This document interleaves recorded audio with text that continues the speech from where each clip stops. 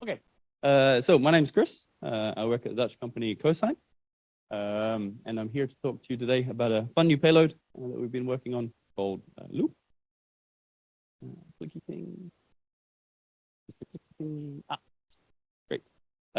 Just to skip through the formalities very quickly. This is a collaboration of two Dutch universities and ourselves at Cosine. TU Delft are working on the science case and science requirements, of course. Leiden University are working on the measurement principle and the preliminary optical design, and us as Cosine, we do the systems design and the hardware realization. Most of what I'm talking about today has been presented in a paper you can find more information about than the 10-minute lightning talk I'm about to give. Now, on to the fun stuff. So, what is withLOUPE and why do we want withLOUPE? It's developed within the context of searching for life on exoplanets. Now, a very promising technique for finding life on exoplanets is to use spectropolarimetry. If you have, this is actually direct imaging via spectropolarimetry. If you have a look at some simulated spectra here for an Earth-like planet that has the typical features that you would expect, so forests, ocean, clouds, you can see all our familiar signals here, the green bump and the red edge from vegetation. We see some nice contrast here from liquid oceans. If we have a look not just at the spectral and polarization flux components, but also the degree of polarization as a function of the, let's say, the Earth-Sun phase angle. Here, you can see the familiar features of, for example, the rainbow. If there was ice crystals here, you would also see a corresponding cloud bow from Mie scattering. We also see here familiar bump from Rayleigh scattering through the atmosphere. So this is shaping up to be a very promising technique for being able to look for the typical signs that you would need for life on exoplanets. So the point of withLOUPE is to use the Earth as a model system for developing then the next generation of observatories to then go forward and look for these signs on exoplanets. And the moon is a very excellent vantage point for being able to do these measurements.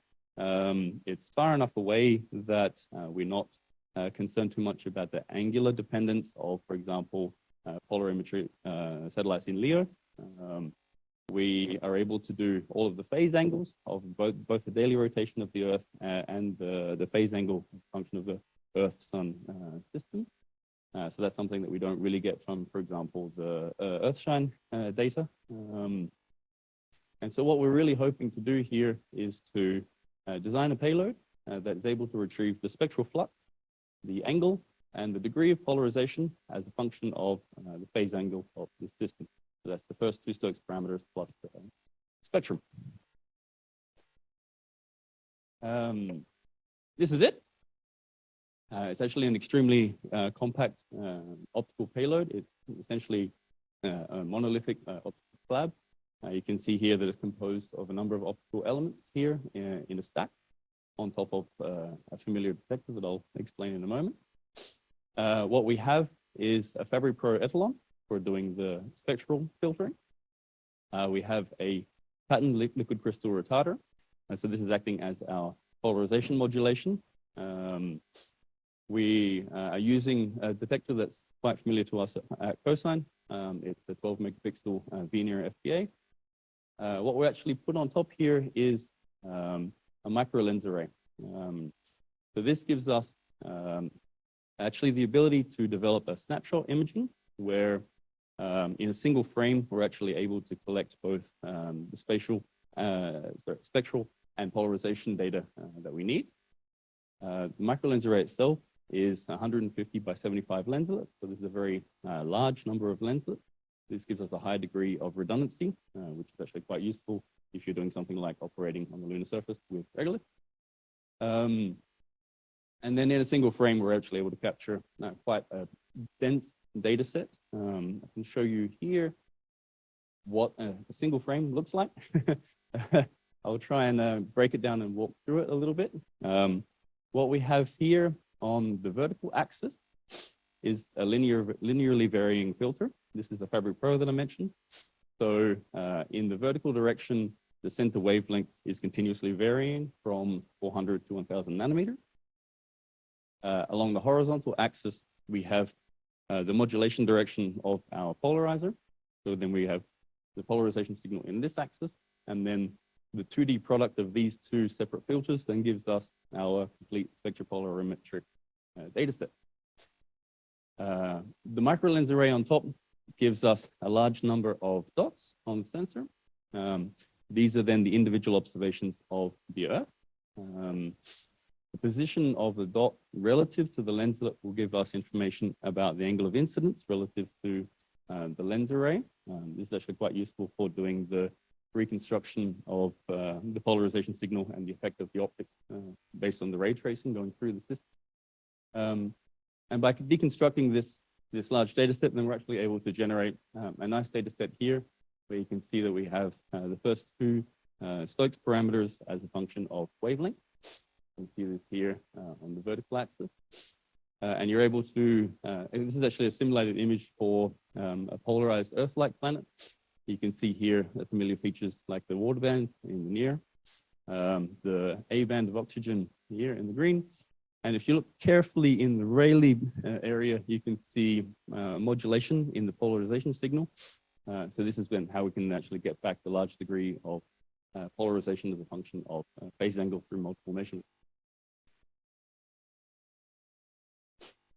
In terms of the system design, this is actually based off of a system that at Cosine we've flown a number of times by now. This is our hyperscale imager, pictured on the right here. What we've taken is the core of hyperscale, which is our focal plane array. It's an FPGA-based acquisition board, which we've already flown a number of times. It's actually quite proven technology. It's also quite compact. The focal plane array itself is, let's say, credit card sized, 60 by 40 millimeters. And the back-end electronics is the familiar 1U CubeSat form factor of 90 by 90 millimeters. And this is actually also, this is a little advertising plug here, about to fly on ESA's Hera mission for the planetary defense. We're actually flying one of these hyperscouts on board there as well.